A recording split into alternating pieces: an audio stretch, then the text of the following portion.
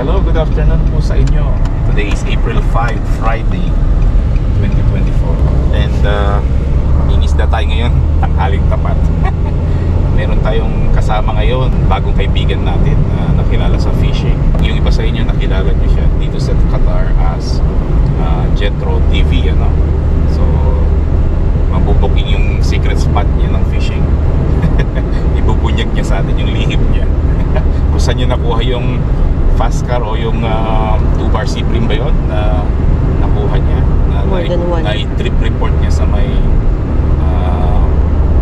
Extreme Anglers page ng Facebook, ano? So hopefully pagpunta natin doon makakahuli din tayo ng ganong fish, kasi matagal natin pangarap na makahuli ng ganong kalaki, or at least mga pan-size fish na malaki, ano? Yun yung mga gusto natin, eh. Yung hindi masyado mahirap linisin. Kasi nagagalit na si Princess pag naglilinis na maraming isda. Anyway, makikita nyo sa harap yung sasakyan ni Master Jetro. Naka-convoy tayo, makita mo si Master Jet. See you later, no? Kasi titignan natin yung lugar sa bandang Alcorion, malapit doon sa usual spot natin sa may Farquilla. Anyhow, see you later, guys.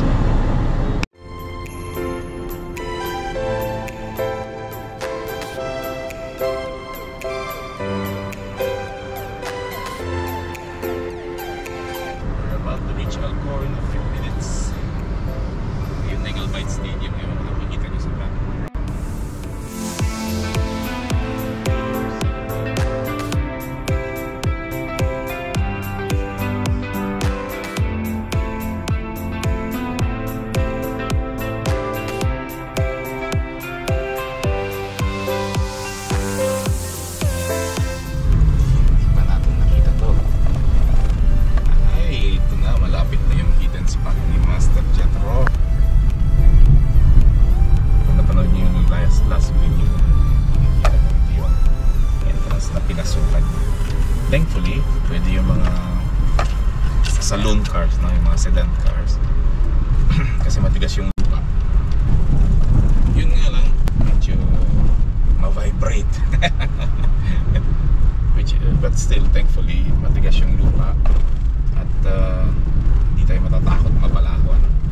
Alam niyo naman tayo, mga hari ng sablay tayo. Doon sa opposite side ng trail nga pala, yun yung Purple Island, ano? Pero kakaliwa tayo sa secret spot ni Master. Tabi siya ng isang Shakes Villa yata. Medyo private yung isang side, pero public naman yung gilid niya. Matagal na naming tinatarget ni Dor yung place na to, ano? Tabi siya ng isang Shakes Villa, pero doon sa tabi ay public naman yung beach. Kasi matagal na namin napupuna yung lugar na to from the other side ng Al-Farquilla Family Beach. So anyhow, this is our first deal. Ito pa lang yung secret spot ni Jetro TV. Masubukan na natin. Yung nga lang is mapapasabak tayo kasi haling tapat. Pero ito yung best time kasi nagkataon ngayong araw na to, kasi ito yung low tide. Ang suggestion kasi ni Master Jet is mas maganda pag low tide kasi litaw na litaw yung sandbar na pupuntahan namin. Anyway, we'll see you again later there once we reach the destination. And sana maging maganda yung fishing session natin today, no? See you later. Doon sa lugar, katabi siya ng Shakes Villa tulad nga sabi ko. Ayun si Master Jetro, ayun, oh. Nagpark lang kami dito sa gate tabi. Vacant space dito sa likod.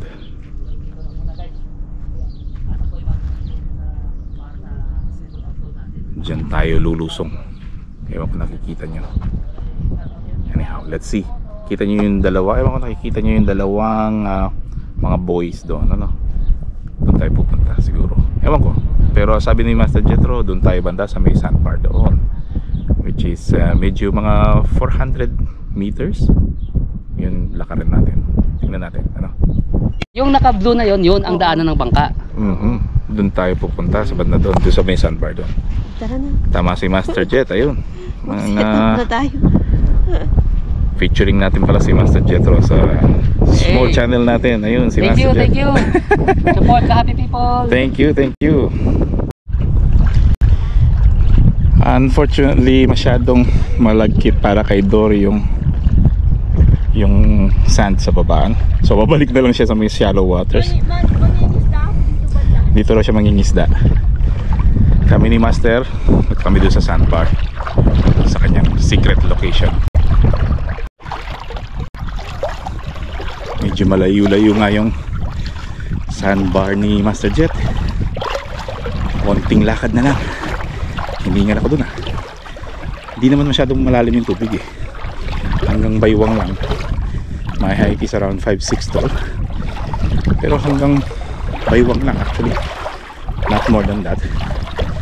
May nagkataon pa low tide pa ng bandang alas 2. It's around 1:30 na. Anyway, kung nakikita nyo doon nakapag-set up na ng stand si Master. Fish on na. Let's see.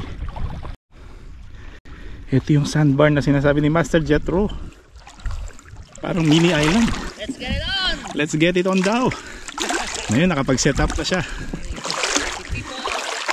Mga happy people, kung mahilig kayo sa fishing content, huwag nyo kalimutan mag-like and subscribe kay Master Jetro sa Jetro TV, ano?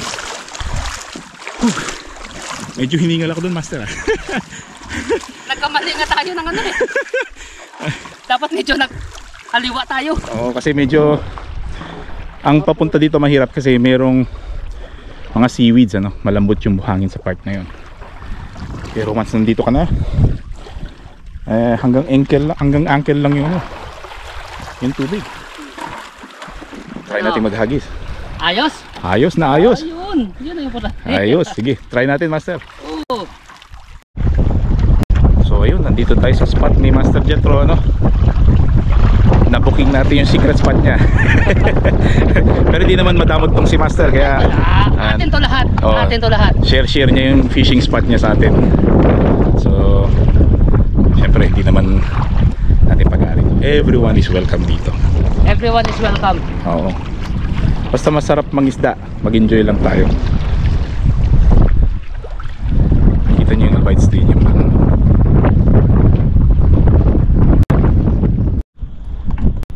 Yan, malapit tayo sa may daanan ng bangkaan. Ito yung malalim na part.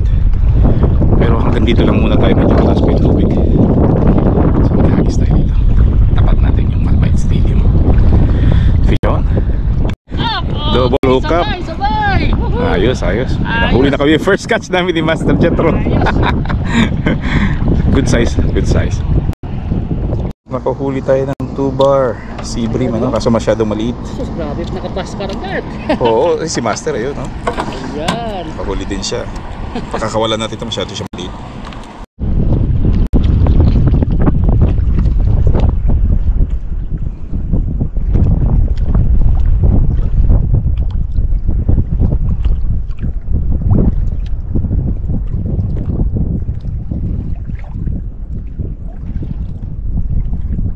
Hindi ka pahihiyain ng lugar na to. Kita sa malapit lang maghagis, andyan na sila eh. Oo, nasa tapat lang. Oo. Yun nga lang, pag nagkamali ka sabi ng pamain mo, kain ka agad. Sobrang dami ng nakagat. May kumagat na tira. Hindi ko alam ang tawag sa isdang to, pero ayun kay Master. Pwede na ang size na to. Hindi na masyado lumalaki. Pero alam ko nakahuli na ako nito eh. Anyway. Sarap iprito yun, pre. Oo. Saka paksyo. Lagay natin siya sa buslo ni Master. Nakalimutan ko yung plastic ko eh. Yun eh, good size na bakoko ulit. Sarap talaga mangisda dito sa bagong spot na to. Thank you kay Master. Tinatagalin natin. Wow! Yung sinasabi namin na parang breed ng bakoko at saka nura. Oo nga, parang Bakoko na may spot sa mundo. may spot. Anong klaseng isda to? Nora na, bakoko na. Masarap paksyo. Oh? Oo. Actually, parang ano nga eh, parang malakapas na hindi mo intindihan. Ayos, nakakuha si Master. Ayun, Nakarami akong ton nung nakaraan. Tindi niyan, tulungan natin. Ay, okay siya. Ay, kaya? Oo. Okay. Ito yung ano ko, yan. May folder dyan. Kapag sa wedding suit naman, yun, doon. Mas maano. Mas madali. Pinapasok Salpak siya. lang sa loob, Oo. no? Yun, nice catch. Okay, ayan. Naka-ano agad tayo guys. Naka-crossbreed ng Bakuko at saka Nura. Nice. Dami niyan, dyan. Nice. Napakadalam niya na. Dami. Sweet lips. Ito pwede ko to ipang triple pot kasi nga kulang pa to ng isa doon sa ano eh. Kulang pa to ng isa kahit 100 grams lang. Puntos pa to. Napakaganda niya. Ayun, no? Si Master. Ayos. Huwag ka lalabas. Mag-ingat ka, darling. Sayang trip report. Para sa ulo. Pasok na kita. 500 grams lang yan. Oo. Pasok yan sa trip report. Pwede. Maliit na sherry. Pakawalan natin. Siya pang maliit daw.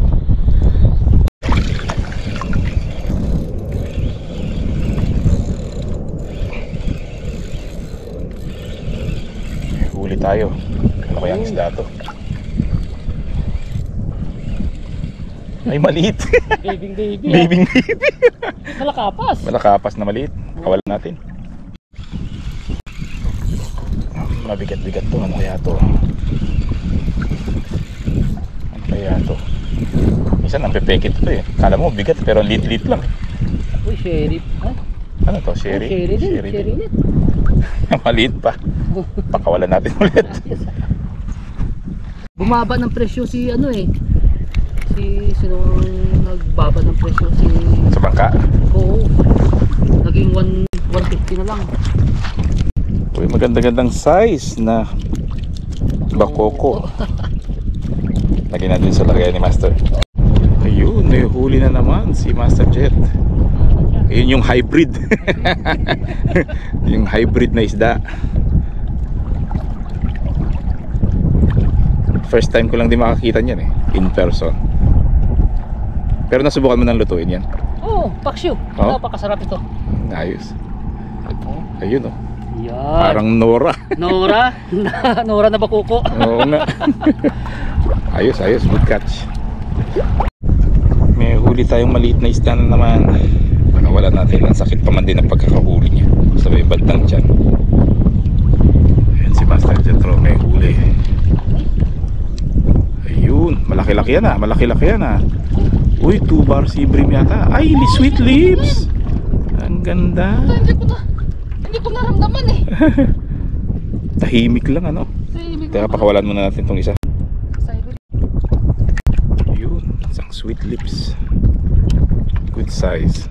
Okay, naka-sweet lips tayo ulit guys. Good Medyo size malaki-laki na. ng konti sa una natin. Sana pumasok to sa may support natin. Dibdib ko putang ina, di ba? Yung bunganga ko puro na sorry. Si Jojo, pilit pang Nakahuli tayo ng isang Bakuko. Medyo nadalang yung fish ngayon ah. Mukhang nagtampo kasi nakakuha na ng pang-record tong si Master eh.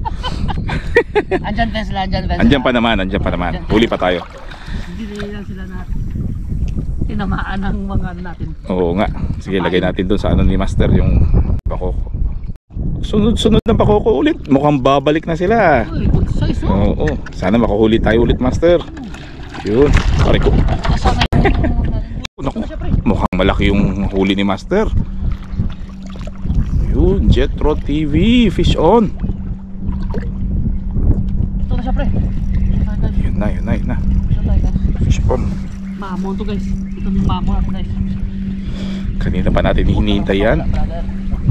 Huwag kang bibitaw.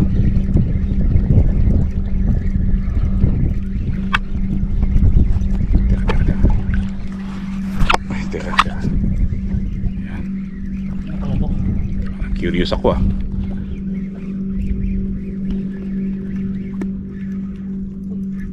Ang lakas yata niya na. Uy, yun na. Uy, yun! Siya na siya pre. Ang laki! Wow! Siya na. Grabe! Mukhang pang trip report na to. Teka. Tulungan kita. Ang tindi! Oh, pang number 2. Pang number 2 na yan. Grabe, ang laki. Naku, number 1. Number 1, number 2, at saka number 3 yung Number hawak natin ngayon, guys. Nagparamdam din sa wakas. Ang tagal nito, no? Oh. Sus, ito na guys. Ito na yung hinihintay natin. Ay, thank you Lord. Oh. Sus. Okay, huli na naman. Kaso napakaliit. Maraming isda dito, kaso nga lang nakakatsyempo kami ng mga maliliit. Sana makahuli din tayo ng malaking fish katulad nung kay Master Jethro. Ayun, oh. Nalangoy pa kahit nakatali na eh. Teka, pakawalan natin to. Baka mamatay. Medyo matagal na kami nakatambay dito, ano. Marami naman kami nakuhuli. Yung nga lang is napakaliit ng mga iba kumakagat. Hindi ka naman masizero, which is yun ang magandang part. Yung nga lang catch and release tayo kasi masyado maliliit yung ibang isda. So far marami naman kami nahuli. Marami naman. And hopefully bago matapos ang session na to, makarami pa tayo. At sana makahuli din tayo ng katulad nung kay Master Jethro, ano. Anyway, let's see.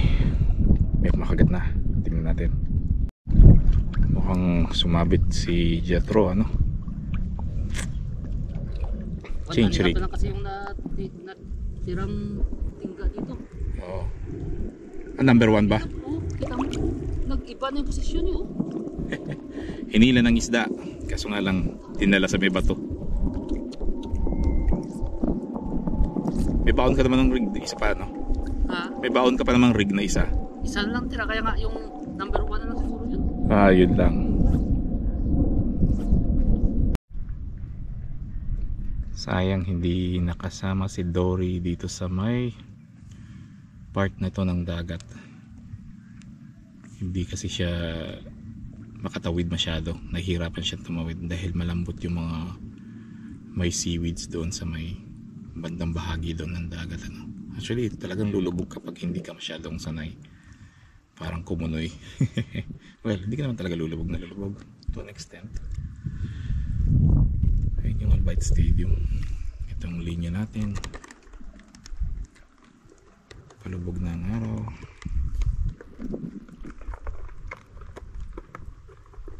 Ayun si Jethro.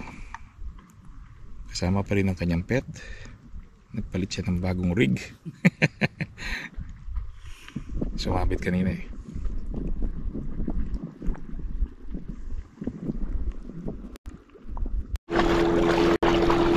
It's around 5:20 na ng hapon.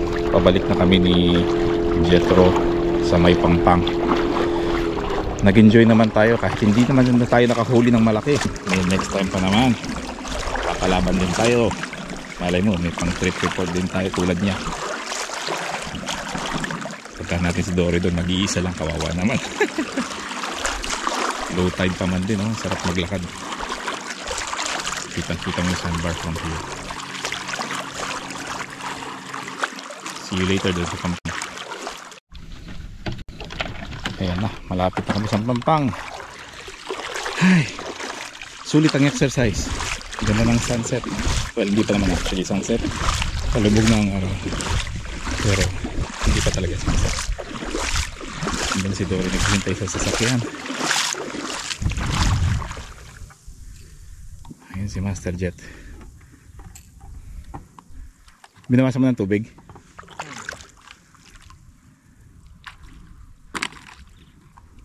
Hawakan ko yung rod mo, tira. Yun, yung sign of success niya. Mission accomplished tayo ngayon, guys. Mission accomplished. Siyempre, subaybayan yung kanyang channel sa Jethro TV. So, abangan nyo lang guys yung upload natin sa YouTube natin, sa Jethro TV. Okay? Please don't forget to like and subscribe. Yun. Pasok tayo guys, ka-happy people. Yes, thank you Spread very love much. and always be happy. Yes, of course. Alright. Thank you thank you din kay Jethro. At naka-experience tayo ng magandang fishing spot, ano?